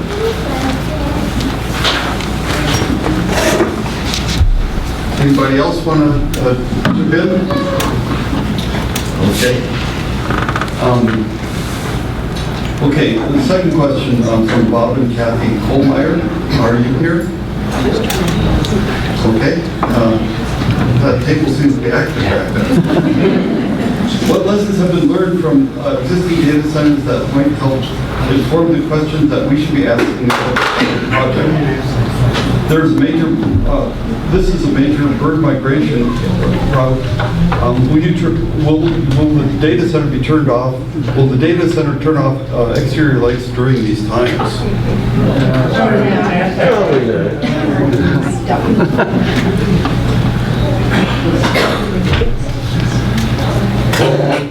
My answer to this is not satisfying. I would recommend asking that question in your comment when you ask your comment. When you submit your comment next week. The AOAR does address light. There's a section about light that you can read. It's not very, if I remember correctly, and I didn't read it today, so I don't remember exactly, but if I remember correctly, it's not super specific about commitments in terms of like pointing lights down and different mitigations regarding light. I think the question about bird migration and light is actually a really, really good question. I hadn't thought of that. That is a question that I asked of the Google representatives at the open house. I was told that all the exterior lighting would be on automatic motion sensors, so that it would not be on constantly, and that they would all be pointed down, and that's a Google corporate policy, that's what I was told. Believe it or not, that's your choice. That's what I was told. So, I'm sorry, Dave, could I would recommend, however, like basing your comments on the specifics in the document. Yeah. I think that's really important, including just light, color, and temperature, all those things too, directions, etc., intensity. If you are worried about something like that and you don't see it in the document, I would not just base it on an answer you've heard, like verbally. So this one might fall into Rebecca's camp, again from Bob and Kathy Kohlmeyer. Hyperscale data centers, which have been around for some time, are known to emit low-frequency noise. Why are there no federal or state compliance standard for use by local RGUs when analyzing environmental reviews that make note of such noise?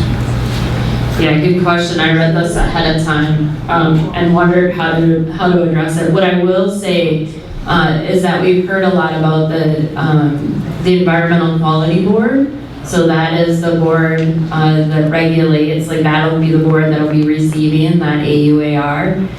The Environmental Quality Board actually, there was some comment period, because there is not, in terms of human impact, right? We've got sort of a board in the state of Minnesota that looks at environmental impact, but no board that's considering like public health impact, and yet we're human and we're worried about the public health impact.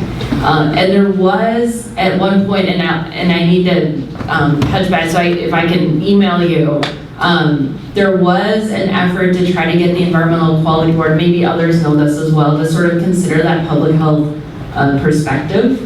It's desperately needed. And no, we do not have adequate regulation in the state of Minnesota. And what's the recourse? There's your next lawsuit. So yeah, it's ugly. Yeah, I think there's gaps in the state laws that were drafted before the advent of hyperscale data centers that need to be filled, and I think the risk is done here before such considered laws are brought forth at the state level. I should commend all the speakers at this point. This is the first panel discussion I've ever participated in where we ended on time. Before we move on to questions from the floor, which we will do, I'd like to give each of the panelists 1 or 2 minutes to make a summary statement, and then we'll move on to comments and questions from the floor. I'll just say one thing. I would really ask that you talk to the city council and ask them to have Google correct their statement about the $29 million worth of new revenue to the school districts, because that is wholly untrue. And I think it's swaying some people's decision to say yes to it. So I think it's important that we get them to say when they provided false information, that we get them to correct it. I would urge you to start talking about public health effects and for residents who've been experiencing for the last 7 or 8 months this maybe rodeo that we've all been a part of, start talking about its impact that it's had on you as a person. Public health matters. Air pollution matters too. We didn't even touch that one.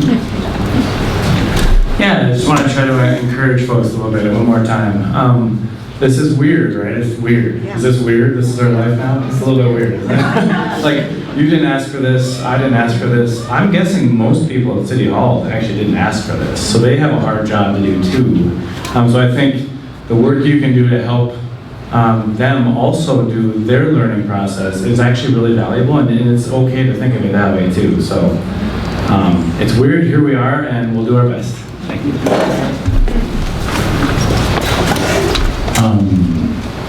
Remember to comment a week from now.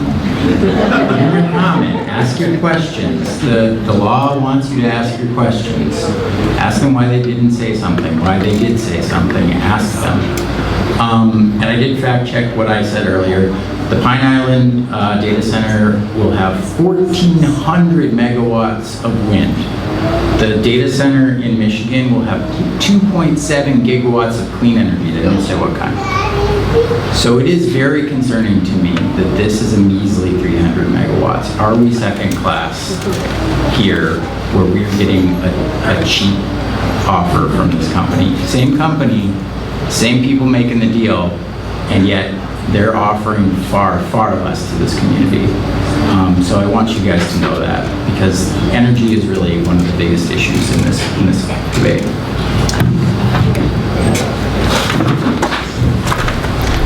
Thank you all. So moving on to questions from the floor. Over here, please.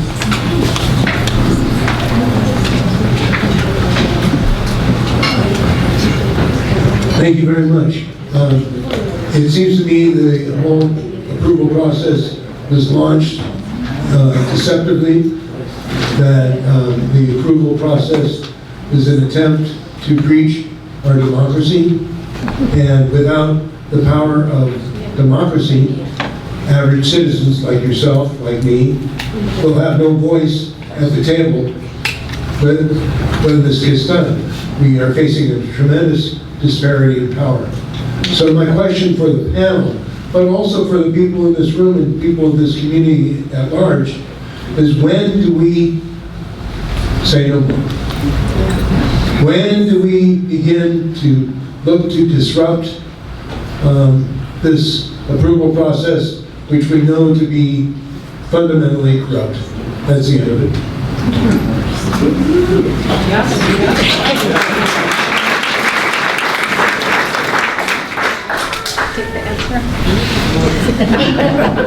I mean, different people, different tactics. I generally try not to be that disruptive, but people do that, and it takes a variety of different voices to speak against the most powerful companies on the planet.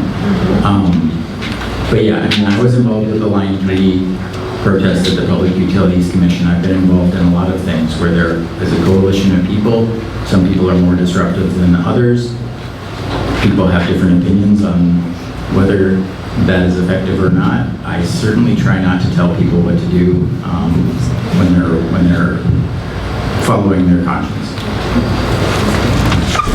Yeah, okay, similar answer. So MCEA's approach to this is we are lawyers and our focus is on the environmental review process, and we have to keep our focus there so we can do things like represent you guys in court. So that is our wheelhouse, and we're very clear that that is what we do, but we're also very clear that we fully respect communities making their own decisions about how to comport themselves and how to make decisions in their own communities. That's not our job. So anyway. So we can't really answer that question, Jim, but we can from an organizational perspective, but we do respect the decisions y'all are taking. My name is John Munter. I'm running in the DFL primary August 11th, and I'm totally against the data center. When I testified before the city council last time, I asked them about infrasound, and Dr. John Leiber from Virginia, who did a study saying that the infrasound extends out 2.5 miles from the perimeter of the data center with serious effects on animals and plants, animals and humans.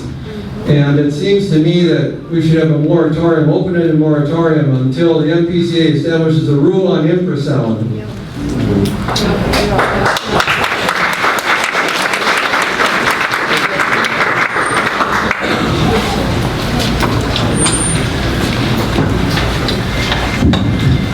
Everyone keeps talking about Google. It's my understanding that Harmony Group is going to own and operate the data center. Is that correct?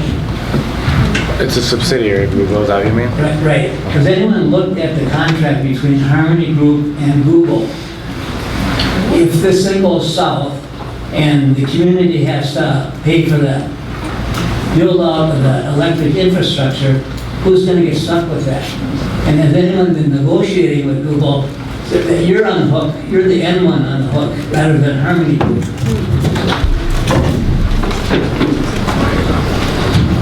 So yeah, Harmony is a wholly owned shell company of Google. Harmony still signs things for Google, but Harmony and Google are effectively the same thing. Your question is to be answered at the Public Utilities Commission, at least for the electrical side of things. There's an energy services agreement between Harmony Group / Google and Minnesota Power. And then there's a separate docket where they're trying to create the rules of the road for that kind of a contract. So we're building the plane while we're flying it. The legislature has required every electric utility to define a very large customer by December 15th. So the tariff for all very large customers should be almost done or done by December 15th. And Google, which I believe it's referred to as Google in the agreement with Minnesota Power that's filed, not as Harmony Group. Google is still also trying to push through this bespoke agreement between them and Minnesota Power for how much they'll pay for electricity, how many years they'll be on the hook, whether they are punished for not consuming electricity. And I don't want to shake anyone's confidence in their utility, but Minnesota Power's first proposal was so bad that every comment in the docket, except for one, was extremely negative, and the company withdrew their petition and said, oh, we'll just do it again. So they're already off schedule, and we're trying to work with them to create a schedule where they can actually land this plane that we're building as they fly it by December 15th, and we are still working on what even the schedule will be for commenting on those things. The tariff docket that was like the rules for all very large customers was relatively public. There was not a lot of trade secret information. The ESA, the Energy Services Agreement, is entirely blacked out. It's entirely trade secret based on the way that the PUC implements data practices law.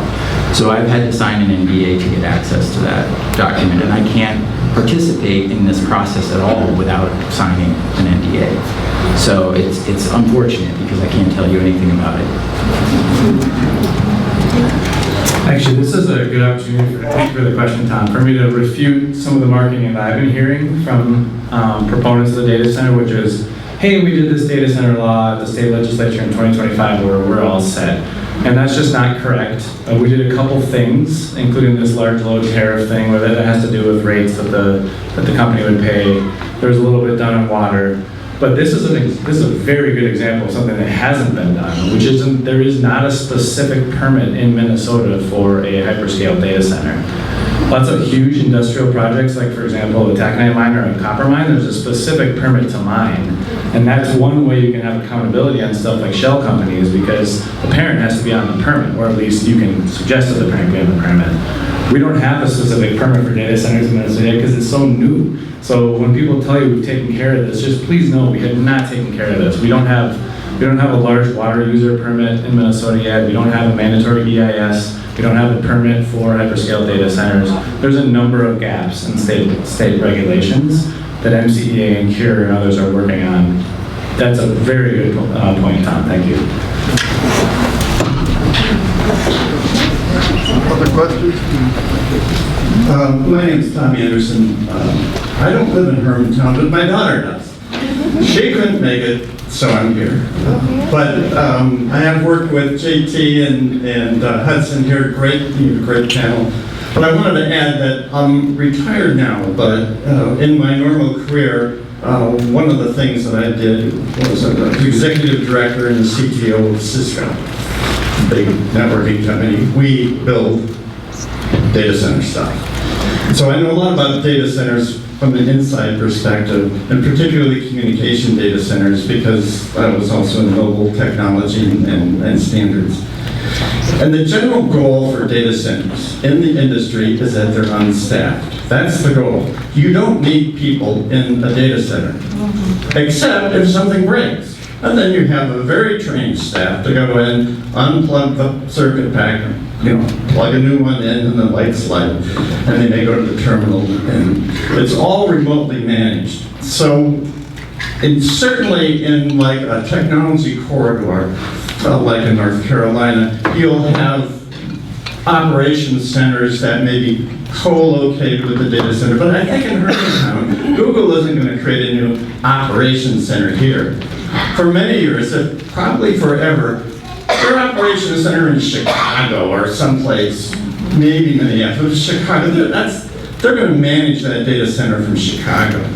It's already managed, and we know that. I mean, if there's any techies out there that have a website, you don't go to the data center where that server is for your website. You get a login, and you log into a management system, and you can configure emails and all that. That's exactly what happens these days. So there's no staff there except for people that need to fix stuff once in a while. And those are very highly trained, and often, especially in the initial years, they'll just drive someone in from Minneapolis. They'll come in once a week, replace a bunch of packs. Now in a big data center, once it gets really big, you're going to be replacing things once an hour, so you might have a few people on staff. Even in the construction phase, all of this equipment, and I know because I helped design this equipment, racks and racks of equipment for Google and the big data centers, the hyperscalers, that's all custom. Google designed that. So, and same way with the air conditioning systems and the cooling systems that'll sit on top and drop cool air, drop cooling into the systems. They're all custom. So nobody local knows anything about those. When they do an installation, like if they were taking this room and going to put in 100 racks of equipment, they'll drop ship that equipment from their manufacturers. And then they'll send in an installation crew from Chicago, come in for a week, build it, and then they're out of here. So the point that the guy in Zoom made about, remote, yeah, that's exactly what's going to happen here. There's really no news. I mean, the electricians in Duluth have no idea how to wire this equipment up. These people are coming from, they're trained installers by Google, because only Google designed it.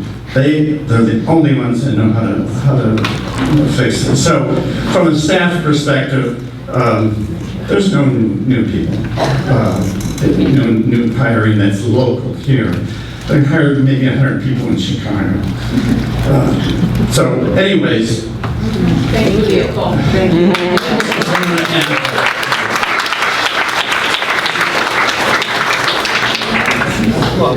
One more question. My question. While we're waiting for that question, I would like to offer one suggestion to people who are writing comments. Microphone.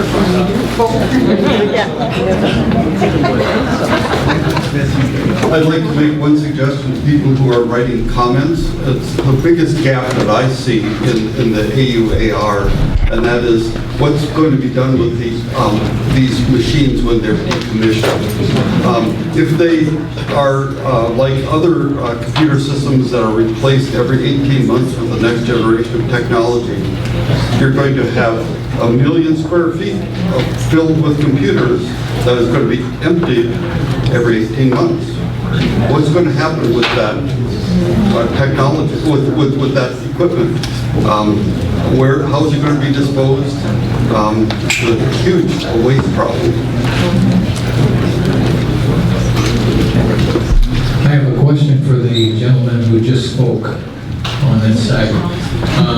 In talking with a guy from Google from Nebraska last week or 2 weeks ago at the Shriners Auditorium, I asked him how many people would be on staff out here. And he said the number, about 150. And I thought, if that's the case, and looking at the, it was a proposal, site proposal, why are there, and don't quote me on the number, but it's about this, why were there 427 parking places in Irwintown Data Center? And he says, I have no idea. Do you have any idea?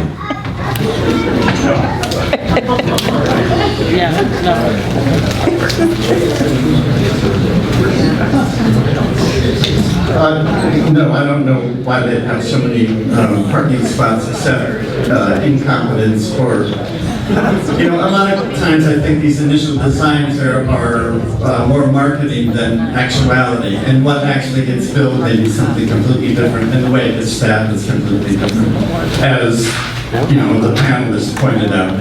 In the case of the staff, 150, I don't think they would, I mean, they could do that. When you think about the network operations staff that's required to just manage the thing, you know, customer calls in, I need another 20 servers for my business, and then somebody's got to configure that and configure the firewalls and all that. Doesn't need to be done here. And it might be that, generally speaking, Google may hire 100 people, but in the case of Hermantown, are they really sure they're going to be here? They don't have to be.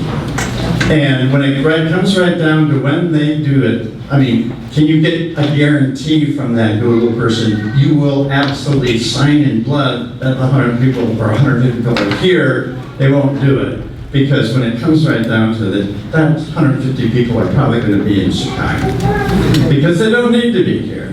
And all the expertise are in their major network centers. And those network centers manage a whole bunch of data centers in the region, all remotely. And, you know, that's because that's the thing that makes the money. Staff is expensive. So if you can consolidate staff, so that these people are managing multiple data centers or the same kind of system across multiple data centers, that's a lot more efficient, and that's what they do. So there'll be a group that'll manage VPNs, for example, and they'll do it across a whole set of data centers. They'll be in the same location, same way with other kinds of functions, other services they'll sell. Software as a service, like Workforce or something like that. They'll have a group that does that, but they'll do it across a whole set of data centers. So we just have to be really careful about what they actually say and what they actually do. And this is a common problem across the industry, even with mining, for example. What the mining companies market as to what they do could be completely different, and usually is completely different from what they do compared to what they say. Thank you. Thank you very much. At this point, I would like to thank the panelists. But before you leave, we're going to have a follow-on session here where we're going to do some brainstorming. So people with the intestinal fortitude can hang on and we can brainstorm. But right now, I'd like to wrap up and thank the panelists. Thank you.